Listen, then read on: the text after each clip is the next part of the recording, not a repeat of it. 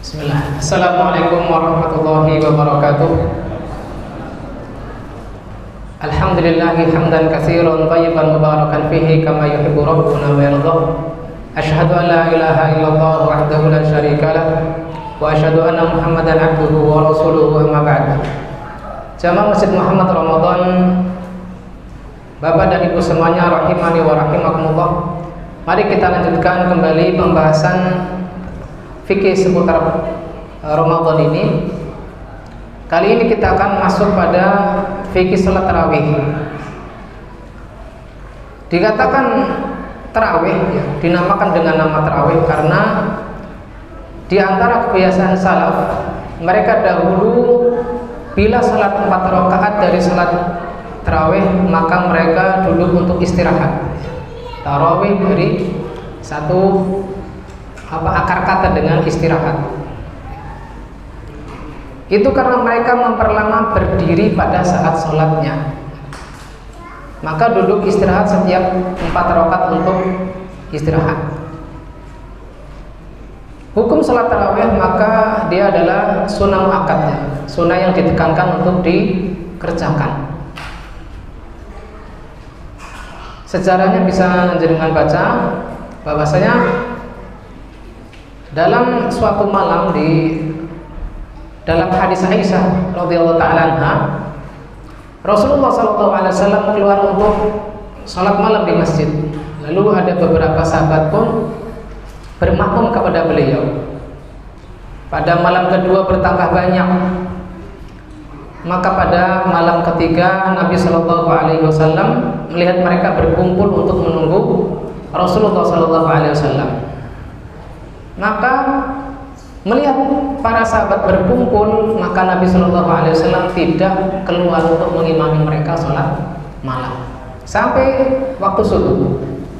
Dan setelah subuh, Nabi SAW bersabda, "Qad ra'aitul ladzi sana'tum falam yamna'ni minal khuruji ilaikum illa anni khasyitu an tufrada 'alaikum." Aku melihat apa yang kalian perbuat semalam, yaitu menunggu Nabi SAW di masjid dalam rangka sholat berjamaah saat itu. Dan tidak ada yang mencegahku untuk keluar, melainkan aku khawatir sholat malam di bulan Ramadan tersebut diwajibkan atas kalian. Kata Aisyah radhiyallahu anha, itu terjadi pada bulan Ramadan. Lalu singkatnya, pada masa kekhilafan Abu Bakar As-Siddiq, perawi Abdurrahman bin Abdul Qari menceritakan bahwa dia keluar bersama Umar bin Khattab ke Masjid Madinah. Ternyata Umar bin Khattab radhiyallahu anhu mendapati manusia saat itu berpencar-pencar, ada yang sholat sendirian, ada yang sholat diimami oleh satu orang bermakmum, makmumnya 2 orang dan seterusnya. Maka Umar bin Khattab mengambil inisiasi agar jamaah yang terpencar-pencar itu diimami oleh satu imam. Maka beliau pun memilih Ubay bin Ka'ab. Maka pada saat malam berikutnya, Umar radhiyallahu anhu takjub dengan kesatuan umat saat itu yang diimami oleh Ubay bin Ka'ab dengan satu imam. Maka kata beliau, ni'mal bid'atu hadhihi, sebaik-baik bid'ah adalah ini. Namun kata beliau, walladzina yanamuna anha afdal minal ladzina yaqumun, dan orang-orang yang tertidur di awal malam maka ini lebih utama daripada yang mengawalkan sholat malam di bulan Ramadan saat itu. Kata Abdurrahman bin Abdul Qari, beliau memaksudkannya, yaitu Umar, bahwasanya sholat malam di bulan Ramadan adalah lebih utama di akhir malam. Sedangkan saat itu mereka mengerjakannya di awal malam. Ya begitu pula kita saat ini. Ya. Karena apabila kita khawatir tidak dapat mengerjakannya secara rutin selama sebulan penuh di akhir malam, maka tidak masalah kita mengawalkan sholat tarawih di awal malam. Abu Yusuf, yaitu salah satu murid Abu Hanifah, menanyakan tentang kasus ini kepada guru beliau, yaitu Abu Hanifah, apa hukum sholat tarawih? Maka Imam Abu Hanifah menjawab, at-tarawih sunnatun muakkadah. Tarawih adalah sunnah muakkad. Wa lam yatakharrajahu Umar min tilqa'i nafsi. Yang mana tarawih ini bukan atas ijtihad Umar bin Khattab. Wa lam yakun fihi mubtadi'an, dan Umar tidak disebut pembuat bid'ah. Ya, karena hanya meneruskan apa yang pernah diperbuat oleh Nabi Muhammad SAW. Dasarnya memang ada ilahan aslin lidinihi wa ahdin min Rasulillah SAW. Adapun mengapa Nabi Muhammad SAW sempat menghentikannya, karena ada kekhawatiran diwajibkannya salat tarawih. Namun ketika Rasulullah SAW telah wafat dan wahyu telah berhenti, maka kekhawatiran tersebut tidak ada, sehingga kebiasaan sholat tarawih di masa Rasulullah SAW bisa dilanjutkan kembali. Sehingga makna bid'ah yang dimaksudkan oleh Umar bin Al-Khattab adalah bukan bid'ah secara syar'i. Kemudian rakaat tarawih. Di sini ada perbedaan pendapat yang cukup banyak. Kata Syekh Abdul Al-Mutlaq, ada sekitar 11 perbedaan. 11 pendapat mengenai jumlah rakaat sholat tarawih. Ada yang 11 ada yang sampai 47, ada 11 pendapat. Namun yang kuat adalah sekitar 11 atau 13 ya, bila dilakukan dengan lama pada berdiri, rukuk dan sujudnya. Artinya mirip dengan kaifiyah sholat tarawihnya Rasulullah SAW, yang mana digambarkan oleh Aisyah radhiyallahu anha bahwasanya tarawihnya Nabi adalah sangat bagus, yaitu sangat panjang. La tas'al an husnihinna wa tulihinna. Jangan kau tanyakan tentang bagusnya tarawih Rasulullah dan bagaimana panjangnya. Artinya apabila memang tarawihnya adalah seperti kaifiyah tarawihnya Rasulullah SAW, maka yang afdal adalah dengan jumlah 11 rakaat. Lalu manakah yang afdal? Apakah 11 rakaat ataukah boleh lebih? Maka di sini kita perlu berlapang dada, sebagaimana hal ini dikatakan oleh Syekhul Islam Ibnu Taimiyah dalam Majmu' Fatawa beliau. Kata beliau, fayakunu taksiru rakaat atau taqliluha bihasabi tulil qiyam atau qasrihi. Jumlah rakaat tarawih banyak atau sedikit maka disesuaikan dengan panjang pendeknya kualitas berdiri atau rukuk dan sujudnya. Kata beliau, al-afdal yahtalifu bi ikhtilafil musallin. Yang utama ya tentunya sesuai dengan kondisi orang-orang yang salat masing-masing.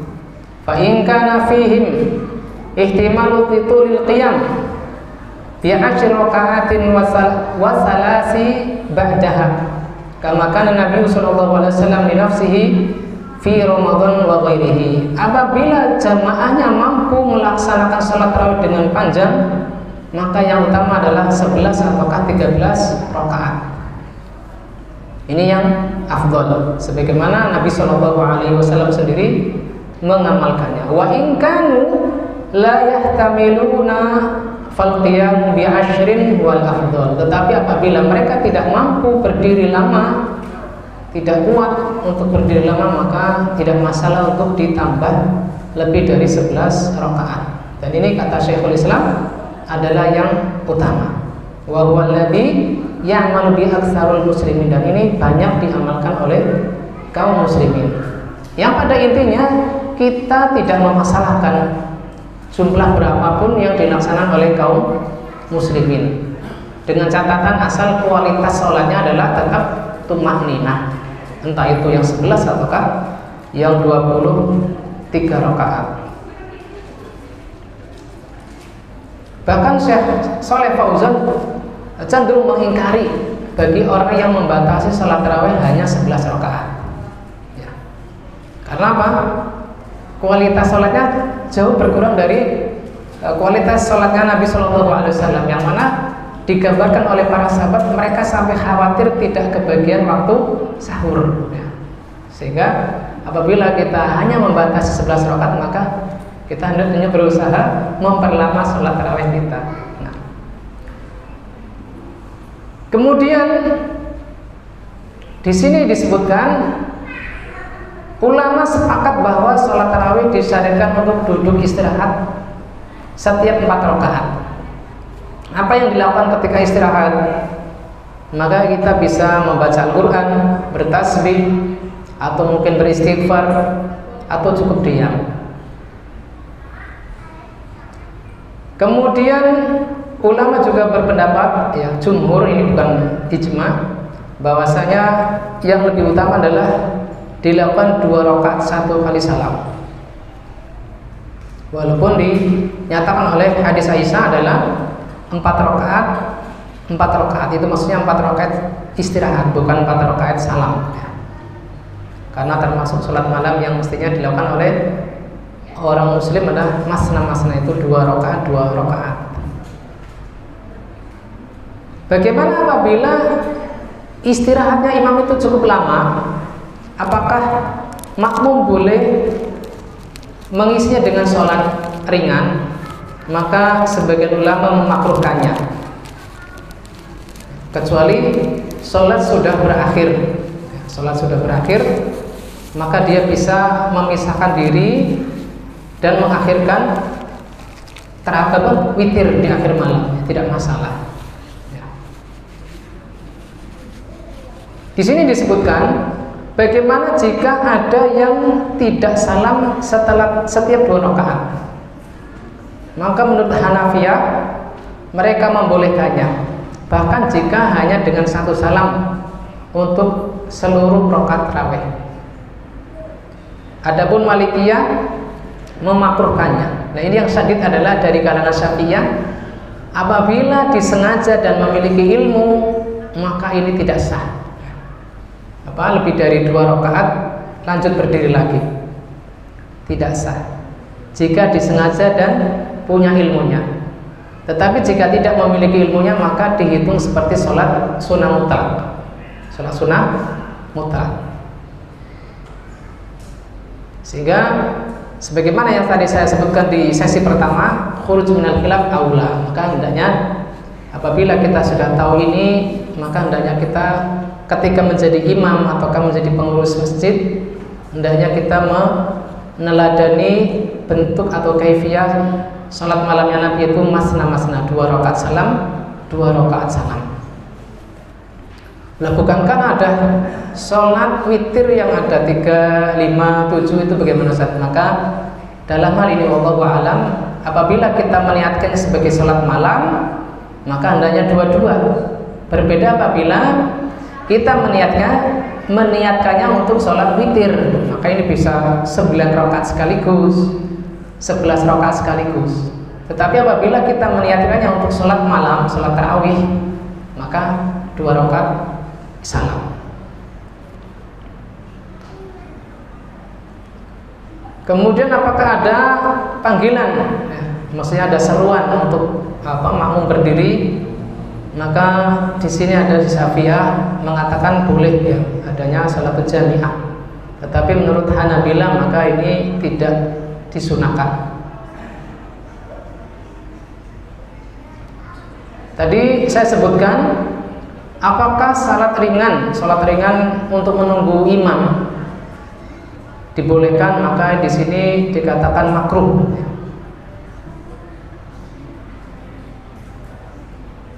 Namun jika sudah selesai, sudah selesai bersama imam, maka tidak mengapa. Misalkan kita iktikaf, iktikaf kita ingin meniatkan sholat witirnya di akhir malam, maka kita ambil misalkan 10 rakaat atau 8 rakaat, maka kita boleh memisahkan diri dan kita menambah qiyamul lail sendiri ataukah nanti bersama imam di akhir malam, maka ini tidak masalah.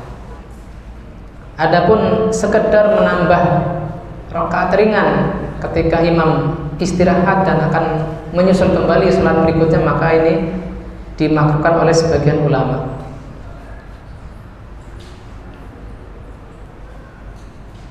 Kemudian bacaan imam dengan mushaf, maka ini tidak masalah. Yang dipermasalahkan oleh para ulama adalah apabila makmum memegang mushaf.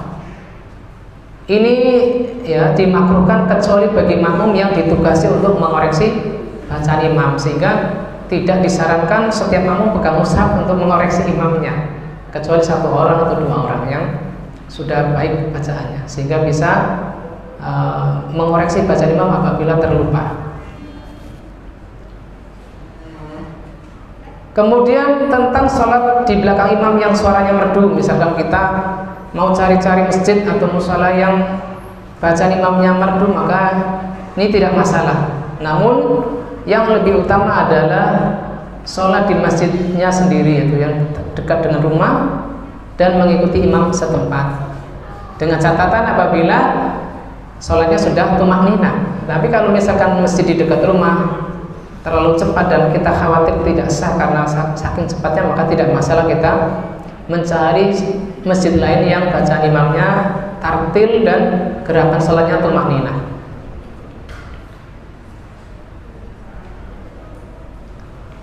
Kemudian tentang masail berikutnya adalah bagaimana bila imam bangkit ke rakaat ketiga dalam sholat tarawih.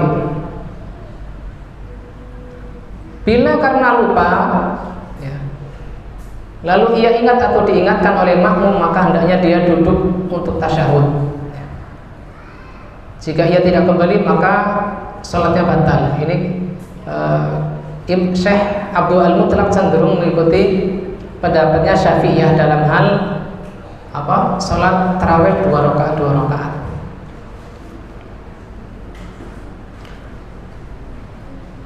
Mana yang kita pilih, meringankan atau memanjangkan sholat tarawih? Maka ini disesuaikan dengan kondisi makmum.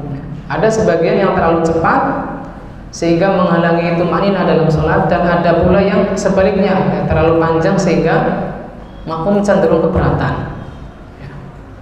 Maka yang dicari adalah jalan tengah, tidak terlalu cepat dan tidak pula terlalu panjang, disesuaikan dengan kondisi makmum. Asal dengan catatan adalah masih tumakninah ataupun tidak terlalu cepat. Kemudian masalah yang terkait dengan sholat tarawih adalah dianjurkan untuk mengkhatamkan Al-Quran dalam sholat tarawih. Ini bila sekali lagi tidak memberatkan makmum. Tapi apabila makmumnya banyak yang bekerja di shift malam atau mungkin karena sudah kelelahan di waktu siang, maka bisa diselesaikan hanya sehalaman atau setengah halaman, tidak masalah. Begitupun boleh untuk membaca doa khatam Al-Quran di saat kunut, dengan catatan tidak terlalu lama.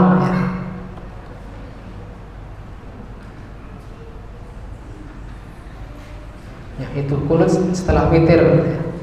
Apabila biasanya sebagian imam membaca untuk doa khatam Quran, maka ada catatan di sini, tidak berlebihan dalam membuat sajak, biasanya banyak yang bersajak, kemudian tidak terlalu panjang sehingga memberatkan makmum, dan dianjurkan menggunakan doa yang diajarkan oleh Nabi Muhammad SAW sehingga tidak terlalu panjang. Bagaimana dengan makmum yang masbuk ketika tarawih? Di sini ada dua pilihan. Yang pertama adalah cukup dengan apa yang ia dapat dari imamnya. Ia ikut serta dalam witir bersama imam, kemudian salam bersamanya, tidak perlu menambah. Atau apabila dia ingin jumlah rakaatnya sama, maka dia menggenapkan sholat witir yang dia bermakmum bersama imam. Misalkan dia datang belakangan, waktunya imam witir 3 rakaat, maka dia bisa berdiri lagi untuk menggenapkan, lalu dia witir sendiri. Wallahu ta'ala a'lam bishawab. Untuk sesi pertama baru selesai. Kita masuk ke sesi berikutnya, yaitu sesi anjuran untuk membaca Al-Quran.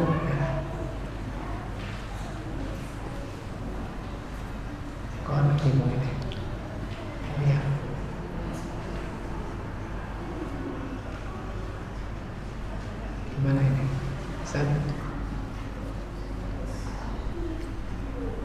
Ini belum disimpan Pak ya? Nah, ini.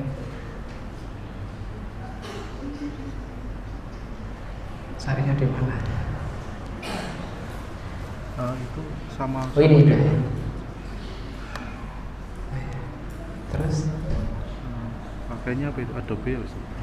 Apa sih? Kalau yang ini PPT. Pak, PPT. Iya. Logonya kok ada? Di ini aja sih. Oh PDF. Cari yang PPT. WhatsApp. Di sininya belum ada. Oh belum ada. Akhirnya baru.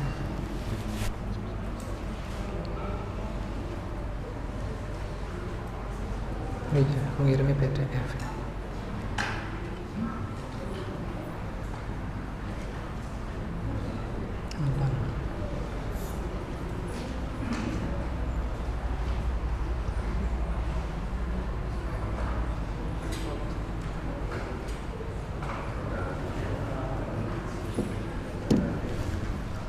Ini.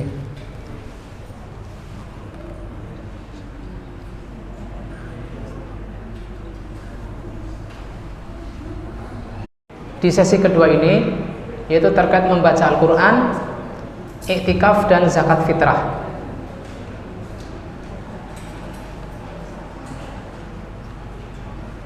Terkait dengan membaca Al-Quran, bagaimana agar kita semangat membaca Al-Quran di bulan Ramadan. Hal pertama yang kita hendaknya hadirkan dalam hati kita adalah meyakini Al-Quran sebagai kalamullah. Allah Subhanahu wa ta'ala berfirman, wa in ahadu minal musyrikin istajaraka fa'ajirhu hatta yasma'a kalamullah. Apabila salah seorang dari kaum musyrikin meminta perlindungan kepadamu, maka lindungilah dia sampai dia mendengar kalamullah, itu firman Allah Ta'ala dalam Al-Quran. Dan hadis-hadis, ayat-ayat Al-Quran seputar ini banyak sekali. Mengapa hal ini perlu kita hadirkan? Alasannya apabila kita meyakini Al-Quran sebagai kalamullah, maka pada hakikatnya kenikmatan kita dipanjangkan usia kita oleh Allah Subhanahu wa ta'ala adalah termasuk kehormatan untuk masih tetap mendengar langsung firman Allah Ta'ala.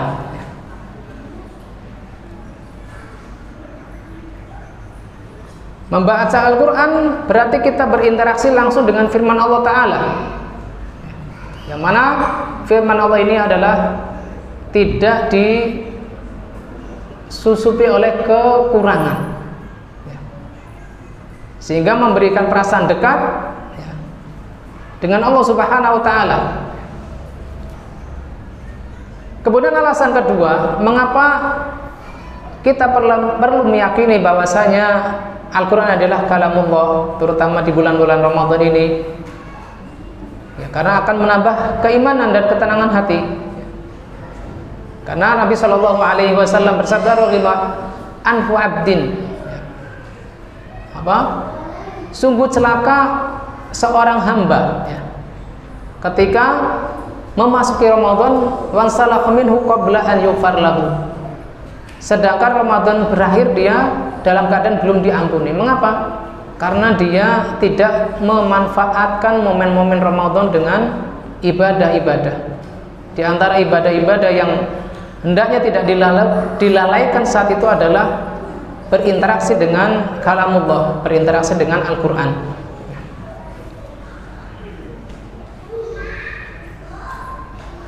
Kemudian hal yang perlu kita hadirkan ketika berinteraksi dengan Al-Quran adalah hadis Nabi Shallallahu Alaihi Wasallam, man qara'a harfan min kitabillah falau bihi hasanah.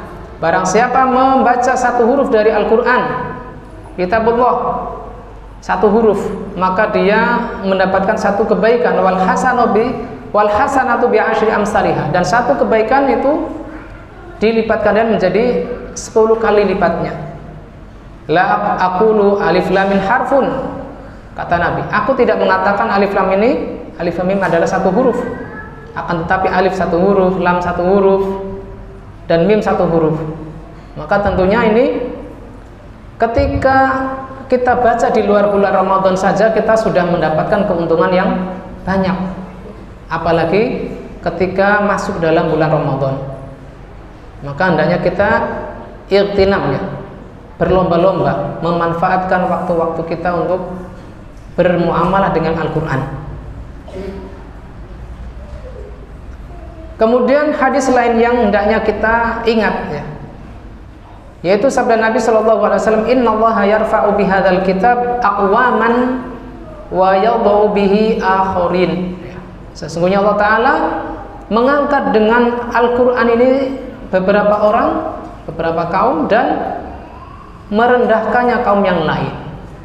Di antara sebab mereka direndahkan kedudukannya oleh Allah Subhanahu wa Ta'ala adalah karena sebab mereka menghajar atau meninggalkan Al-Quran. Apalagi di bulan Ramadan, yang mana bulan Ramadan adalah bulan diturunkannya Al-Quran. Kalau di bulan Ramadan saja kita melalaikan Al-Quran, bagaimana di 11 bulan yang lain? Yang kedua, di samping kita meyakini bahwasanya Al-Quran adalah kalamullah, sehingga kita termotivasi, kita terpantik semangat kita untuk berinteraksi dengan Al-Quran. Yang kedua adalah bahwasanya bulan Ramadan adalah bulan turunnya Al-Quran. Allah Subhanahu wa Ta'ala berfirman, Syahrul Ramadan alladzi unzila fihil Quran. Bulan Ramadan adalah bulan diturunkannya Al-Quran. Hudalin nasi wa bayyinatin minal huda wal furqan, sebagai petunjuk bagi manusia, wa bayyinat, dan penjelas, dan al-furqan, yaitu sebagai pembeda antara yang hak dan yang batil.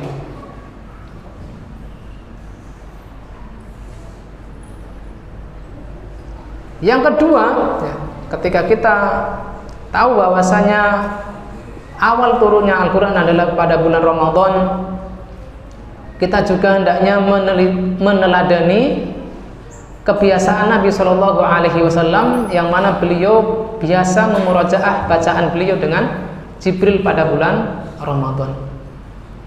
Bahkan ketika Ramadan terakhir sebelum Rasulullah wafat, beliau memurajaah 2 kali khatam bersama Jibril alaihi salam.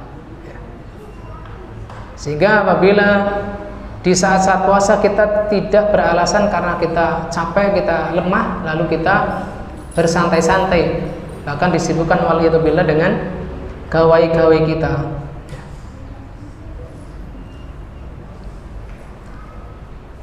Kemudian sabda Nabi SAW yang lain yang patut kita renungkan terkait dengan berkumpulnya dengan antara Al-Quran dan Ramadan.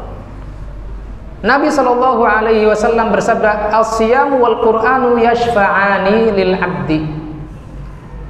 Pahala puasa dan pahala bacaan Al-Quran, keduanya akan memberi syafaat kepada seorang hamba di yaumil qiyamah. Yaqulu inni manatuhu ta'am. Ya. Puasa mengatakan aku telah mencegahnya dari makan, ya. Wa syahwat bin nahar, dan mencegahnya dari selera dia, syahwat dia di saat siang. Kemudian pahala puasa pun diberi hak untuk memberikan syafaat kepada hamba tersebut. Adapun Al-Quran, dia mengatakan ini manatuhu an-naum bil lail, aku telah mencegahnya dari cepat tidur di malam hari. Maka keduanya pun, yaitu pahala bacaan Al-Quran dan pahala puasa, adalah diberi hak untuk memberikan syafaat kepada pengamalnya. Yang mana hadis ini bukan bermakna kalau Al-Quran itu makhluk. Ada yang mengatakan Al-Quran ini berbicara adalah Al-Quran makhluk. Tidak, tetapi ini dibawa pada makna pahala bacaan Al-Qurannya, pahala bacaan Al-Qurannya. Kemudian kita masuk pada pembahasan berikutnya.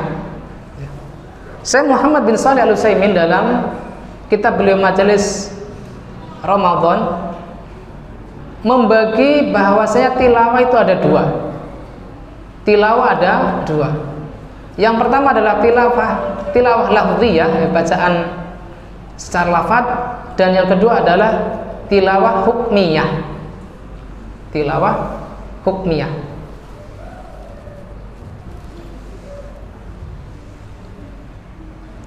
Di antara keutamaan tilawah lafziyah, bahwasanya pembacanya adalah sebaik-baik kaum muslimin, yang mana Nabi Shallallahu Alaihi Wasallam bersabda, khairukum man ta'allamal Qur'ana wa 'allama. Sebaik-baik kalian adalah orang yang mempelajari Al-Qur'an dan mengajarkannya.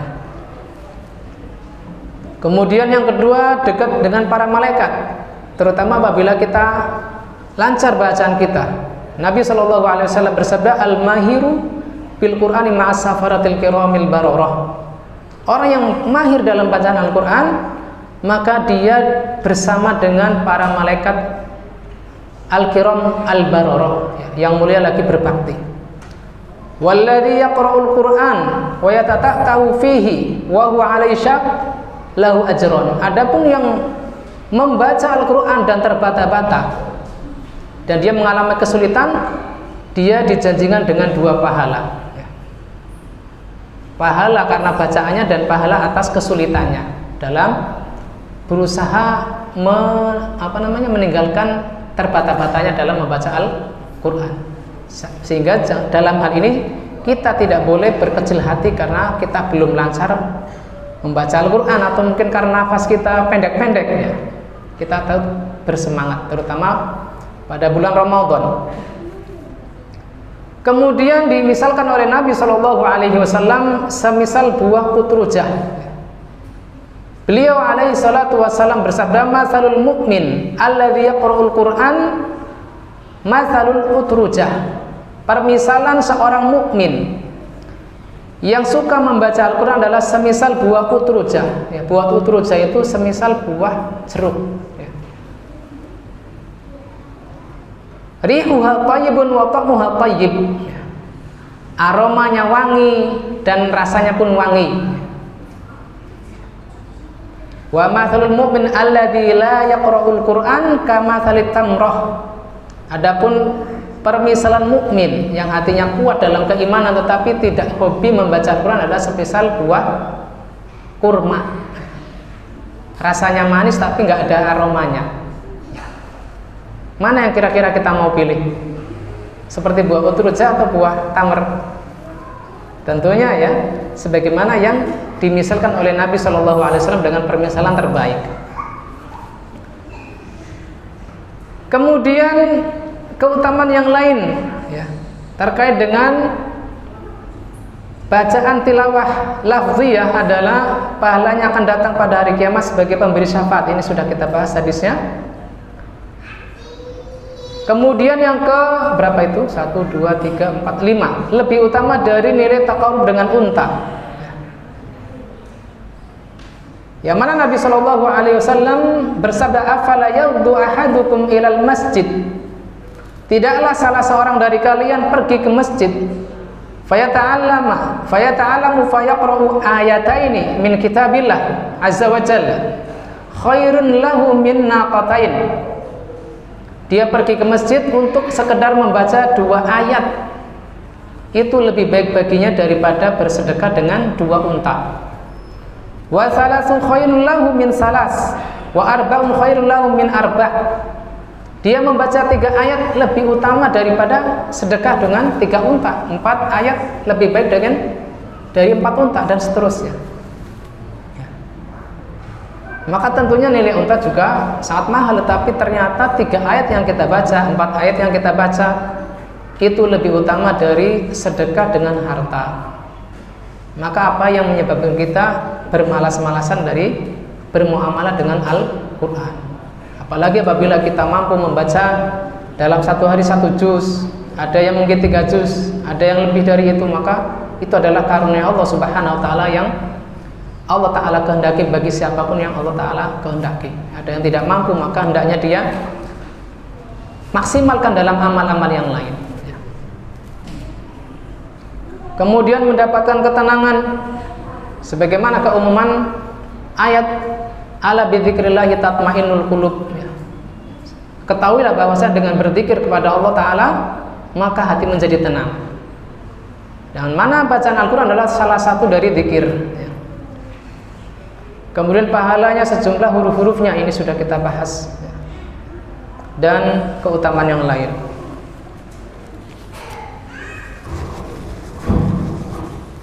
Kemudian kita masuk pada keutamaan khusus. Ini masih dalam bacaan lafziyah, tilawah lafziyah.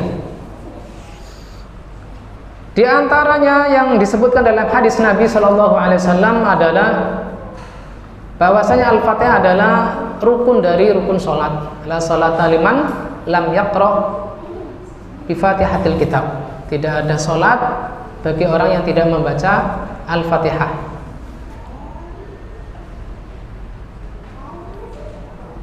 Kemudian pahala surat Al-Baqarah dan Ali Imran, yang mana Nabi Shallallahu Alaihi Wasallam bersabda, Iqra'uz Zahrawain, bacalah oleh kalian dua cahaya, Al-Baqarah wa Ali Imran, fa innahuma ya'tiyani yaumal qiyamati ka'annahuma ghamamatani. Karena pahala bacaan Al-Baqarah dan Ali Imran datang pada hari kiamat seperti awan, seperti awan. Au ka'annahuma firqani min tayr, atau semisal segerombolan burung yang menjadi pembela pembacanya di hari kiamat. Kemudian ayat kursi, yang mana Nabi Shallallahu Alaihi Wasallam bersabda, Inna al-baita alladhi taqra'u fihi surat al-Baqarah la yadkhuluhu syaitan. Sesungguhnya rumah yang dibacakan di dalamnya surat Al-Baqarah maka tidak dimasuki oleh setan. Yang mana hal ini diantara alasannya adalah di dalam surat Al-Baqarah ada ayat kursi. Kemudian keutamaan-keutamaan yang lain yang bisa antum telaah di kitab-kitab Fadail Quran. Kemudian kita masuk ke tilawah hukmiyah. Tilawah hukmiyah. Apa yang dimaksud dengan tilawah hukmiyah? Artinya kita tidak sekedar membaca Al-Quran secara lafaz, tetapi berusaha memahaminya dan mengamalkan kandungan Al-Quran. Di antara ayat yang Allah Ta'ala sebutkan di dalam Al-Quran, ulaika kal an'ami bal hum adallu ulaika humul ghafilun. Orang-orang yang lalai dari Al-Quran adalah semisal binatang, bahkan lebih sesat dari binatang. Mereka adalah orang-orang yang lalai.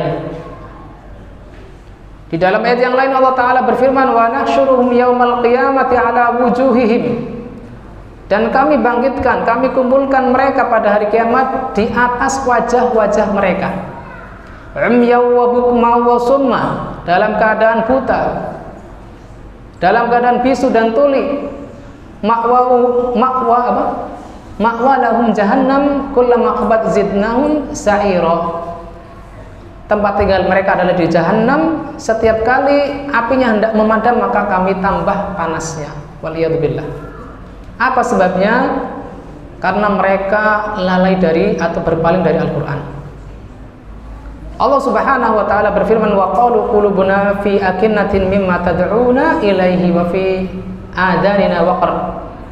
Mereka berkata, hati-hati kami ada penutup dari apa yang kalian seru kepada kami. Wa fi adanina waqr, dan dalam telinga-telinga kami ada penutup, ada sumbatan.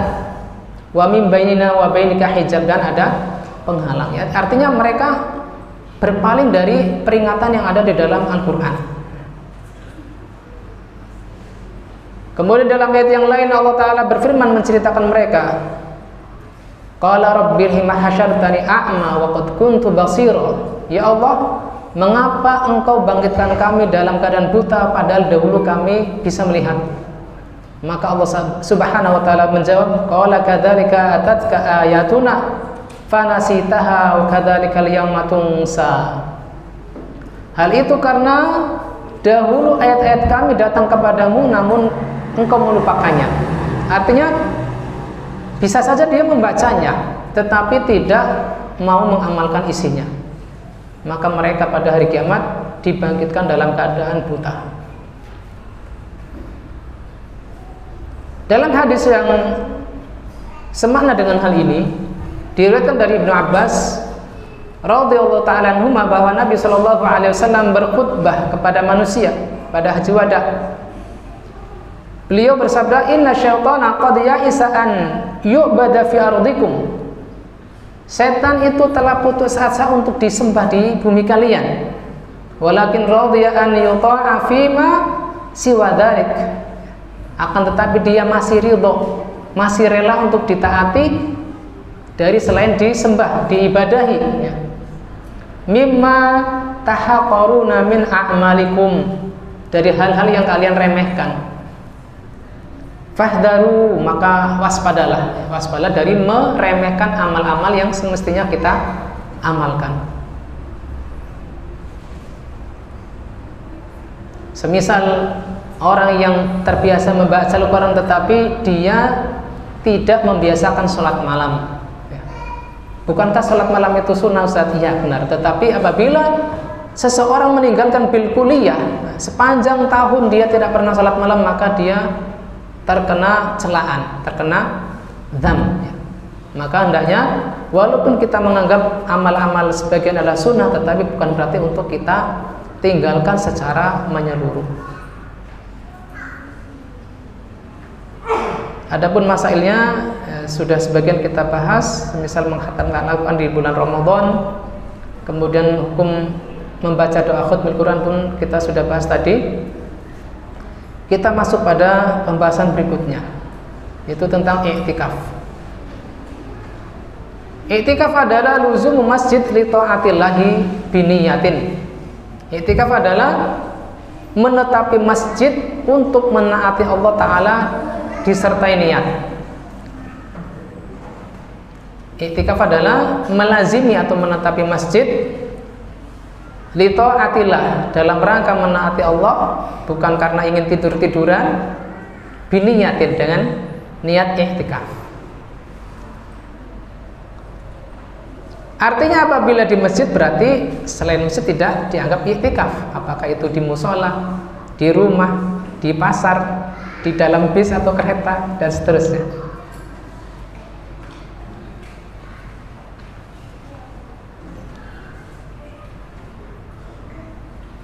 Kemudian juga harus disertai dengan niat. Kemudian syarat sah i'tikaf. Sebagian sudah kita paham, Islam berakal, maka orang gila tidak sah i'tikafnya, orang non muslim tidak sah i'tikafnya. Tamyiz, yaitu anak yang belum dewasa tetapi sudah mampu berpikir, maka sah i'tikafnya. Kemudian niat, tidak ada yang menjadikannya wajib mandi, ya. Semisal mimpi basah dan dilakukan di masjid. Bagaimana dengan wanita yang disyariatkan untuk sholat 5 waktu di rumah? Apakah i'tikafnya di rumah atau di masjid? Maka menurut pendapat jumhur adalah tetap di masjid. I'tikafnya bagi wanita adalah tetap di masjid. Walaupun dalam hal ini Hanafiyah mengatakan i'tikaf mereka adalah di rumah, dengan alasan mereka disyariatkan untuk sholat 5 waktu di rumah.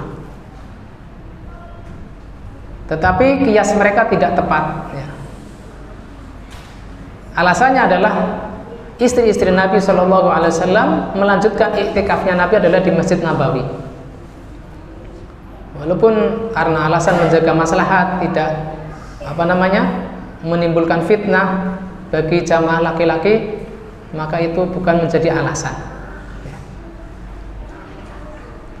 Dengan 2 syarat tambahan.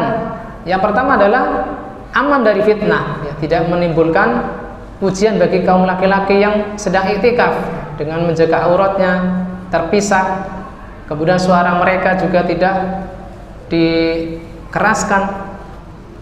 Kemudian syarat kedua adalah izin dari suami ataukah walinya. Bila yang memiliki suami, maka izin dulu terhadap suaminya. Bagi yang tidak memiliki suami, maka mendapatkan izin dari walinya, orang tua kakaknya, dan seterusnya.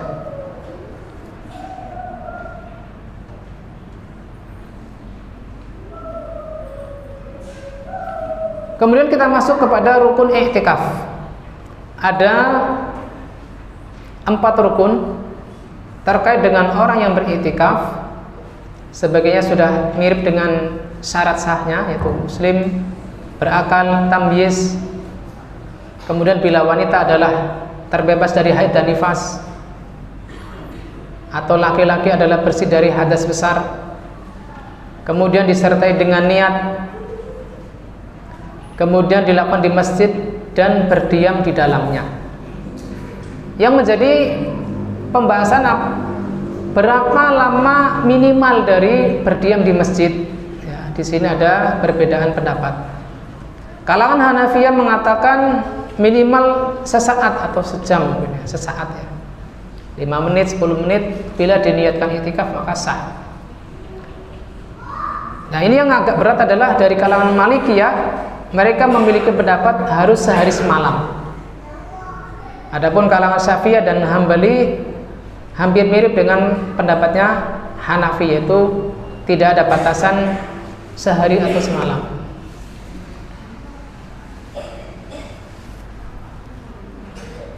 Hal yang menjadikan alasan mengapa iktikaf tidak harus sehari semalam, maka pertanyaan Umar ketika dia bernadar ingin beriktikaf di Masjidil Haram kalau tidak salah, maka itu adalah 1 malam ya. Artinya siangnya itu tidak iktikaf. Maka ini menjadi dalil bahwasanya iktikaf tidak harus sehari semalam. Adapun iktikafnya Nabi SAW di Masjid Nabawi yang beliau lakukan selama 10 hari itu bukan ukuran sah atau tidaknya, tetapi itu ukuran afdoliyahnya. Afdoliyah adalah 10 hari maksimal ya, 10 hari terakhir di bulan Ramadan, tetapi itu bukan menjadi syarat sah atau tidaknya.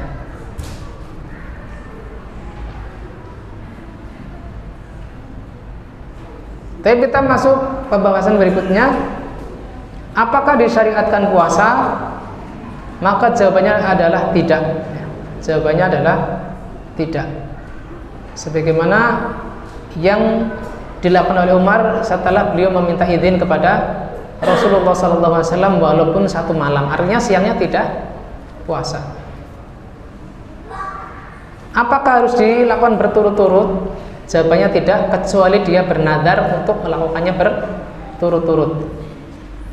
Ya. Walaupun tadi praktek Nabi SAW melakukannya adalah di 10 hari terakhir, tetapi ini tidak menjadi syarat, kecuali bila dinadarkan. Artinya apabila misalkan kita pada siang kita pergi keluar masjid, maka tidak masalah, lalu kita mentajdid atau memperbarui niat iktikaf kita kembali ketika masuk masjid. Apa yang dibolehkan ya, sebagaimana kebutuhan manusiawi adalah makan dan minum, kemudian buang hajat dan seterusnya. Yang dianjurkan adalah hal-hal yang sifatnya fardhiyah berupa ibadah, semisal tilawah Al-Quran, zikir, berdoa dan lain-lain.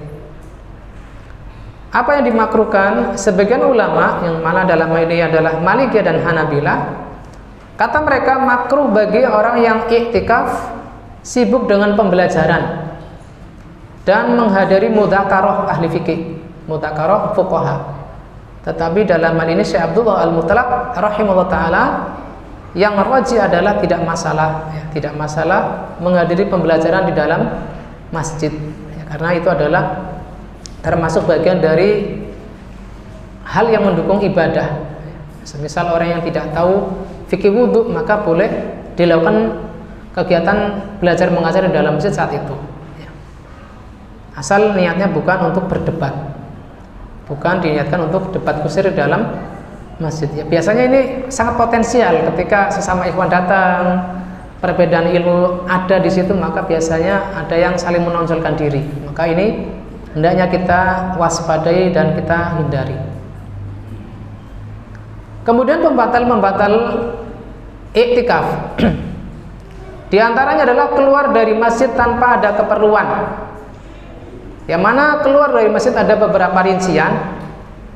Semisal keluar untuk makan dan minum, bila tidak ada yang melayani maka ini tidak membatalkan puasa. Udah mulai lelah ini, udah mulai ini ngelantur. tidak membatalkan iktikaf. Ya. Tetapi apabila tidak ada yang melayaninya, tidak ada panitia iktikaf, sehingga kalau dia mau makan harus ke warung, maka tidak membatalkan iktikafnya.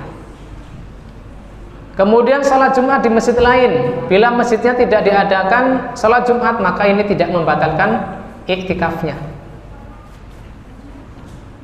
Adapun kasus ketiga, mengunjungi orang sakit dan mengantarkan jenazah, maka ini tidak dibolehkan. Tidak ada hal yang sangat urgen untuk mengantarkan jenazah. Begitupun keluar masjid karena lupa, walaupun di sini ada perbedaan pendapat di kalangan ulama mazhab. Sebagian dari mereka keluar masjid karena sengaja atau lupa tetap membatalkan iktikaf, tetapi yang rajih adalah tidak membatalkan iktikaf apabila keluar dari masjid karena lupa. Kemudian yang kelima adalah keluar untuk memberikan persaksian. Apabila diminta, maka ini tidak membatalkan iktikaf. Adapun alasan kedua, ketiga dan empat insya Allah mafhum, ya, berhubungan badan, sebagaimana firman Allah Ta'ala, wala tubashiruhunna wa antum akifuna fil masajid. Janganlah kalian pergauli istri-istri kalian sedangkan kalian dalam keadaan beriktikaf di masjid. Masya Allah, masih satu materi lagi. Kita masuk ke zakat fitrah.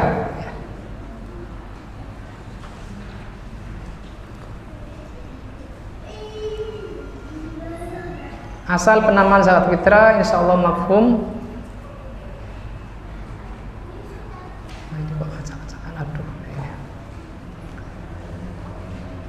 Berarti ini belum selesai, berarti lewat.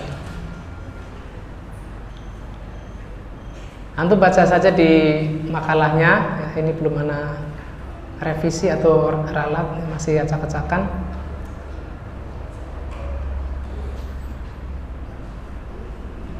Untuk hikmah disyariatkannya zakat fitrah adalah membersihkan diri dan harta kita, ya. Membersihkan diri dari sifat bakhil dan membersihkan harta apa yang menjadi hak orang lain. Adapun hukum zakat fitrah adalah wajib, ya, bagi yang saat itu memiliki kelebihan makanan, ya, melebihi 1 sok. Ya. Syarat wajib zakat fitrah yang pertama adalah Islam, kemudian huriyah, ya, merdeka. Kemudian yang ketiga adalah mampu melebihi nafkah diri. Ya, apabila cukup menafkahi diri, maka dia melihat pada nafkah keluarganya. Bila nafkah keluarganya sudah tercukupi dan masih tersisa, maka dia baru mengeluarkan zakat, ya, sudah wajib. Tetapi apabila sudah habis untuk nafkah diri dan keluarga, maka dia tidak wajib mengeluarkan zakat fitrah. Dan yang keempat adalah masuk waktu wajib. Kapan dikeluarkannya waktu zakat? Ini juga belum tak isi, ya, qadarullah, karena apakah boleh mengeluarkan sebelum waktunya? Maka jawabannya adalah boleh. Kok mati? Ya. Kenapa ini? Kedip-kedip, Ustaz.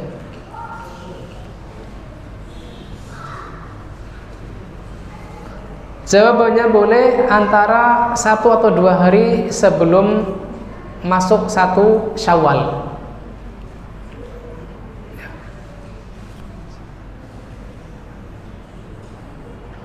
Apakah waktunya terbatas sampai salat Id ataukah dapat setelahnya?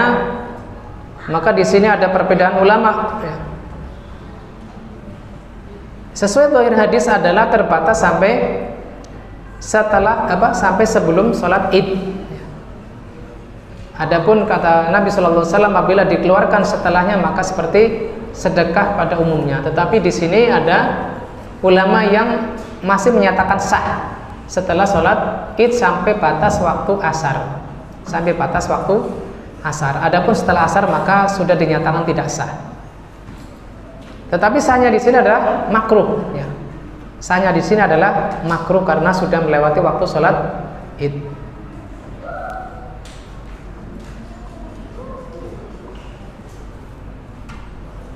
Kadar wajib ya, kadar wajib sudah kita bahas tadi ya, bahwasanya kadarnya adalah satu sok ya, satu sok ini bisa berbeda-beda antara beras dan kurma, yang mana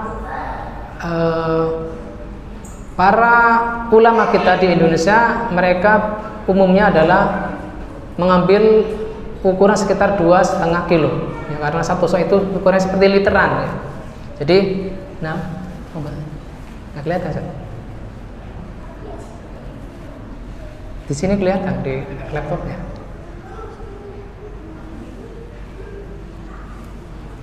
Kenapa ya? Oh ya.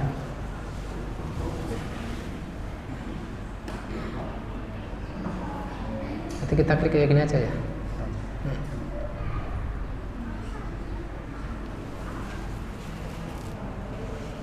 Kemudian jenis makanan yang dikeluarkan, ini ada terjadi ikhtilaf ulama. Ada yang sebagaimana dinyatakan dalam hadis ya, dari hadis ya, kurma, kemudian gandum dan seterusnya. Tetapi yang rajih, yang kuat adalah makanan penduduk negeri setempat ya. Apabila makanan di tempat kita adalah beras, maka tidak masalah mengeluarkan zakat fitrah dengan beras. Kemudian tempat penerima zakat maka diutamakan di daerah setempat, di daerah tempat dia tinggal, tempat dia mukim. Oh ya, terkait dengan asal penamaan zakat fitrah tadi di awal, bahwasanya zakat fitrah adalah terkait dengan berakhirnya puasa Ramadan ya. Zakatul fitr yaitu terkait dengan iftar, yaitu berbuka dari selesai berpuasa selama Ramadan.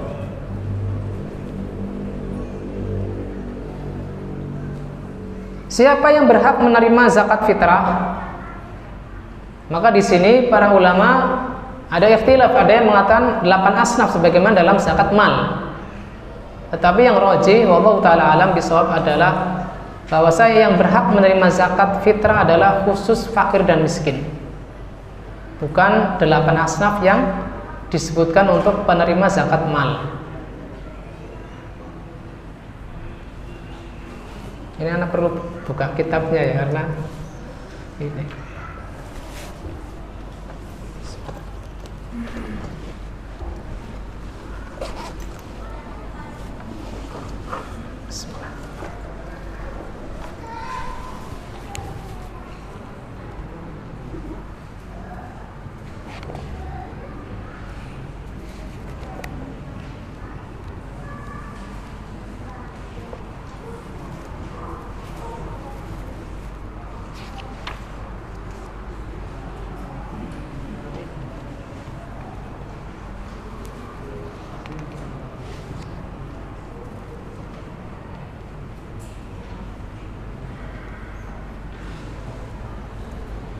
Apakah boleh diganti dengan uang?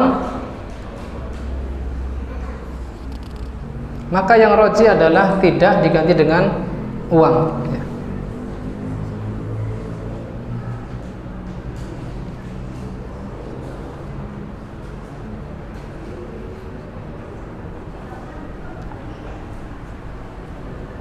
Tadi ada loncat ya. Kemudian hal yang perlu kita pelajari adalah ketentuan orang yang wajib berzakat ya. Ketentuan orang yang wajib berzakat. Pertama adalah dia memberikan zakatnya kepada orang-orang yang diperkirakan membantu ketaatannya dalam ibadah, membantu dalam ketaatan. Adapun orang yang tidak dikenal dia adalah orang-orang yang tidak beribadah, walaupun dia fakir, maka tidak disarankan untuk memberikan zakat tersebut kepada mereka. Bolehkah menerima zakat fitrah? Ya, penerima zakat fitrah hanya satu orang, ataukah harus dibagi rata? Maka jawabannya boleh terbatas pada satu orang. Misalkan di sebuah desa yang fakir hanya 5 orang, maka zakat tersebut hanya boleh dibagikan kepada 5 orang tersebut. Begitu pula apabila yang di dalam sebuah desa, di sebuah daerah hanya satu orang, maka seluruh orang yang mengeluarkan zakat fitrah boleh diberikan kepada satu orang tersebut. Jadi di sini tidak ada keharusan membagi rata, ya, sebagaimana kayak misalkan bantuan sosial dari pemerintah, ya setiap orang harus mendapatkan haknya. Tetapi dalam zakat fitrah adalah tergantung kemaslahatan.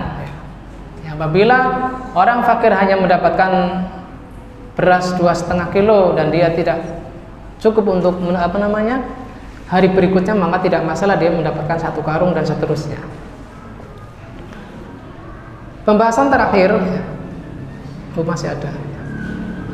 Bolehkah menitipkan zakat fitrah ke jum'iyah atau ke lembaga? Maka jawabannya adalah boleh, dengan syarat lembaga tersebut, ya, membagikannya sebelum sholat Id. Apabila dikhawatirkan lembaga tersebut sebagaimana track recordnya biasa tidak membagikan titipan zakat fitri sampai melewati batas sholat, maka tidak disarankan untuk menitipkan ke lembaga tersebut. Ini yang kelewat, ya. Adapun ketentuan bagi pemberi zakat adalah pertama, beragama Islam, dia merdeka bukan budak, berakal dan baligh, memiliki harta yang ini memenuhi nisab. Di sini adalah maksudnya lebih dari kebutuhannya saat itu, ya. Kemudian memiliki harta halal dan memiliki harta yang melebihi kebutuhan pokok, dan memiliki kepemilikan penuh atas harta yang akan dizakatkan. Wallahu ta'ala alam bisawab. Ini yang bisa kita sajikan untuk kesempatan kali ini. Kurang lebihnya mohon maaf. Apabila ada pertanyaan, maka kita bisa diskusikan setelah sesi ini. Wassallallahu ala nabiyyina Muhammadin wa ala alihi washabihi wasallam. Wa akhiru da'wana alhamdulillahi rabbil alamin. Assalamualaikum warahmatullahi wabarakatuh.